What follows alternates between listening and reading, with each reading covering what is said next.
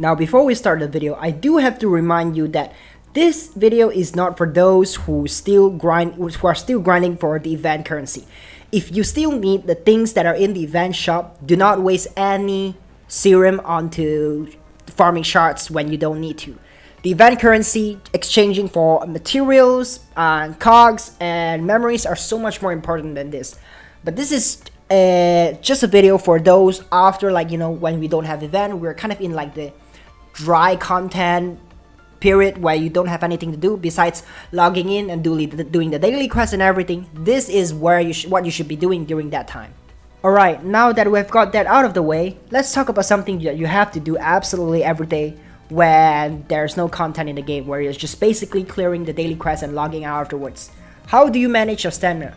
Aside from the main important thing is to farm like 6-star memories. That's what you should be doing. That's why you see people who have like a lot of 6-star memories to resonate their character, or maybe like acquiring good enough like a whole set of memories that they need for their characters, because they're farming it every single day. Well, if you read out like cogs, memory enhancer, or materials like that, you should be farming materials. But aside from that, all of that, let's talk about why you have to start like farming shards early on. Why is it so important? Now, if we take a look at the members that we have currently, besides from like the S class, originate S class, that you cannot farm their shards because they're like limited resource. You could only get them in pink cages. We'll get that out of the way first. For S class DPS characters are basically just like a originate S class, which is as soon as you got it out from the gacha, it's already like in S class. Those ones you would definitely want to get them to 2S as soon as possible if they're a main DPS like Alpha, Karenina, or maybe even Entropy. Those are the ones that the main DPS that you want to get to 2S first, because 2S's is so much more important. They get increased stats, increased attack damage, increased defense, increased crit, blah blah blah blah blah, and most importantly, they unlock a passive. If you take a look at Alpha, you would know that by unlocking this, when performing a red 3 ping, physical damage increased by 10% in 4 seconds. That just increased an opportunity for higher burst in a 4-second window if you're using. That's why a lot of people who have like 2S class, 2S alpha does so much more damage, because it's not just the base stat they're adding. They're adding basically a 10% extra damage for the passive. So this is a very important thing as well. Now, after the S class, let's talk about the remaining characters, which is farmable, that you can get their shards from interlude stages. Now, the first character, you have probably heard me say her name like almost a bajillion times at this point, how important she is for a physical damage team. If you're still not farming her shards, then you are indeed stupid. Just take a look at her abilities. Like, don't give me that bullshit that I'm waiting for Rosetta. Rosetta is gonna be the best support character, the best tank for Alpha. She is 11 months away from the game. If you could wait 11 months until then it's fine. Click out of this video. I have nothing to say to you. Now, the reason why S class is so important to her is pretty much like the same like shit for A class Kamui. If you take a look at her active skills, take a look at this one. Attack lower targets extra damage reduction by 15.88%. That's when it's at like level 11. You could only upgrade that ability if you got her to S class. If you kept her at B class or A class, she's not gonna be able to upgrade that ability. That ability is just gonna stay at like level 1, which is like 5% for 5 seconds. If you just imagine if you active QTE on an enemy, attacking the enemy lowers your damage reduction. That means your alpha could do so much more damage. You can one-shot the enemy so much faster. And I can't stress enough, people who say that she's useless is just stupid. They never read her abilities or anything. Now just take a look at her main debuff ability, which is the blue orb. When you attack the enemy with blue orbs, 1, 2, 3, whatever, reduces the defense of the target's hit by 8%, 16%, 24%. Which means you're pretty much putting a debuff onto the enemy, lowering their defense, just like what you did with your S passive skills.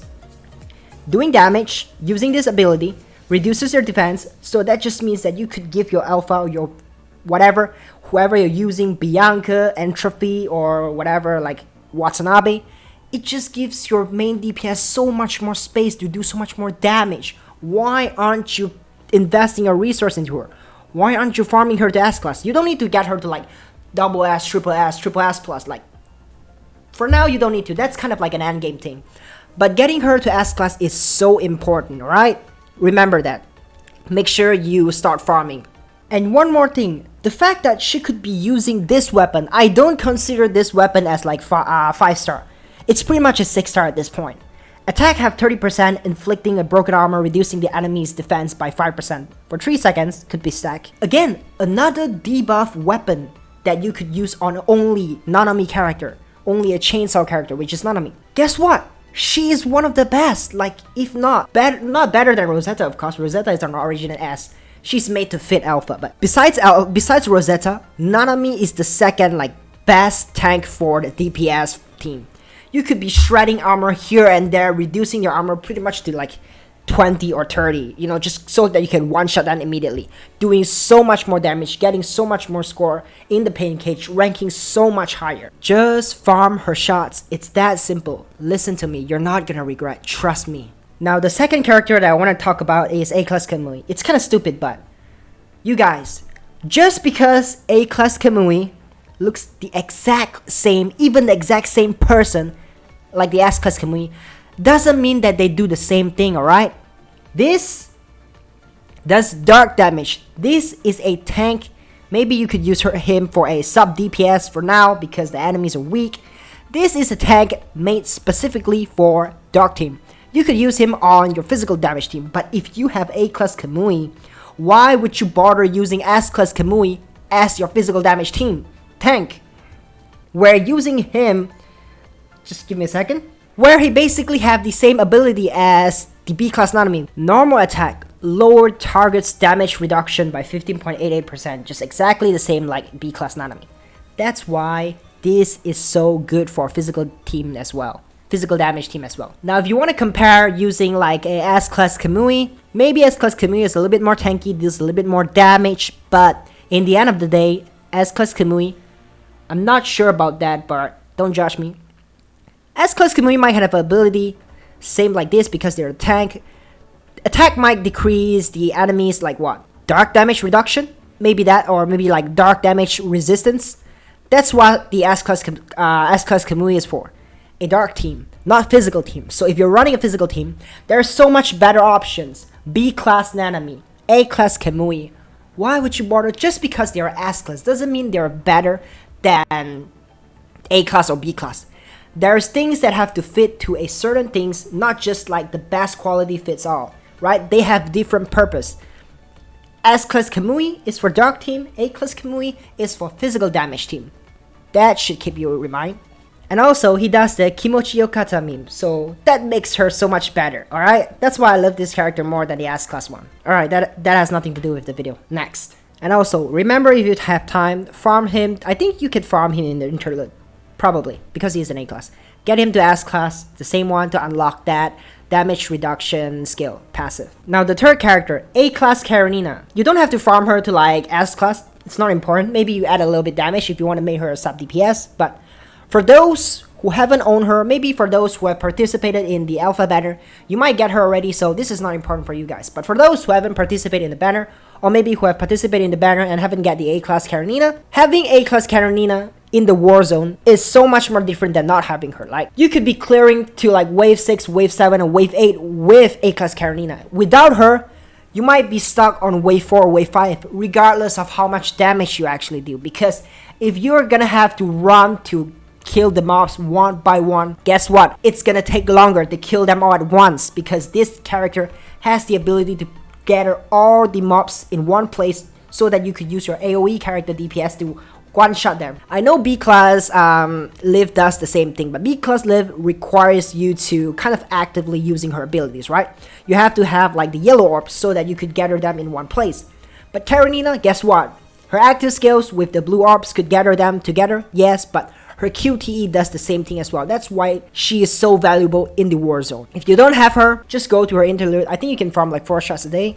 Let me take a look. Oh, guess what? You could only farm 2 shards a day. So if you farm her fully, you would get her in around like 15 days if you don't have her yet. So she's important. You can only know how good she is if you try her in a war zone. If you never tried it, you never know how good she is. Now, Bianca 0, the F2P alpha. For those who haven't got alpha or for whatever reason decides to skip alpha, then she's for you. A physical damage, a top tier physical damage DPS. Not as good as alpha, but because she doesn't deal AoE damage, but pretty good as well if you get her to like a higher nav level, which is around like 3S, 3S plus, because her shards are farmable, so you could get her to like a very high level. Now, why is she important?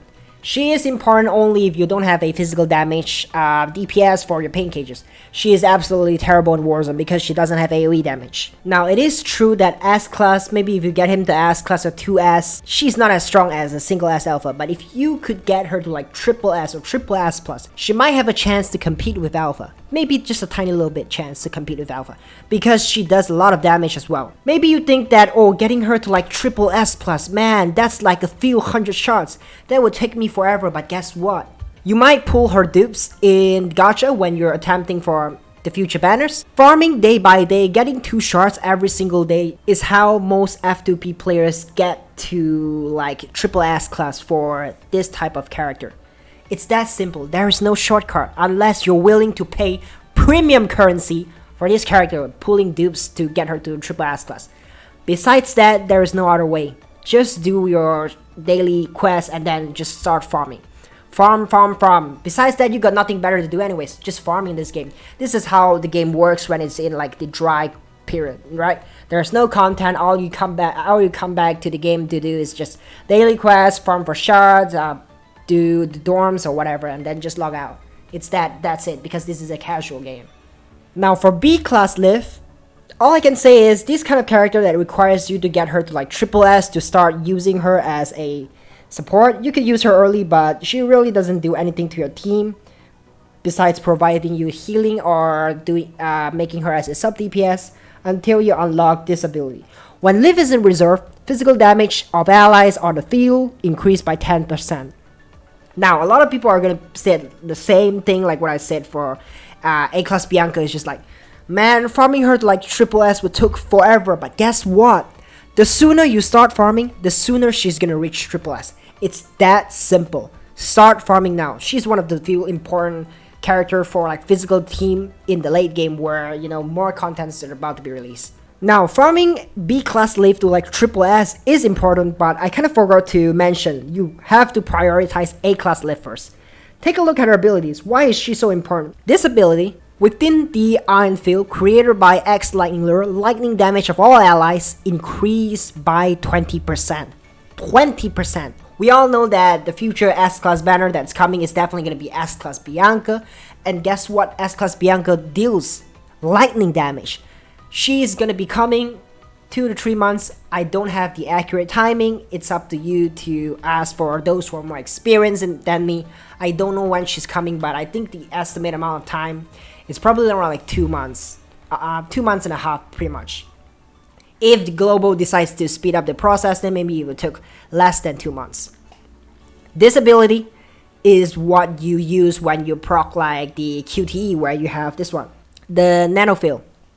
Now this passive does increase your lightning damage character damage by like 20%, but they never state which field. Like they only said like what? Iron field. They never said like which field.